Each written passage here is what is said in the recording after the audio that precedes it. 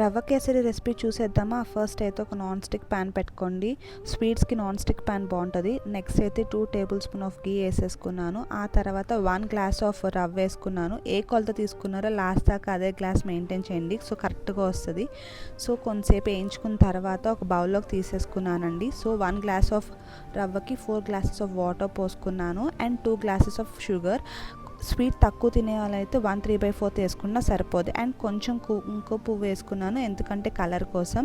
So బాగా boil water అయిన తర్వాత రవ్వ వేసుకొని లంప్స్ లేకుండా కలుపుకోండి. ఆ తర్వాత మూత పెట్టేసి ఒక 5 మినిట్స్ బాయిల్ అవ్వనివ్వండి. సిమ్లో పెట్టండి, హైలో అసలు పెట్టొద్దు. ఆ తర్వాత కొంచెం ఇలాచీ పౌడర్ వేసుకొని కొంచెం మళ్ళీ మూత పెట్టేసి ఎక్కువ గట్టి పడనివ్వద్దు, కొంచెం థిక్ అయిన దాకా ఉంచుకోండి. ఆ తర్వాత లాస్ట్లో మీకు కావాల్సినంత నెయ్యి వేసుకొని ప్రసాదంగా పెట్టేయండి. సో ట్రై చేసి ఎలా వచ్చిందో నాకు కింద కామెంట్ సెక్షన్లో కామెంట్ చేయండి. Bye, take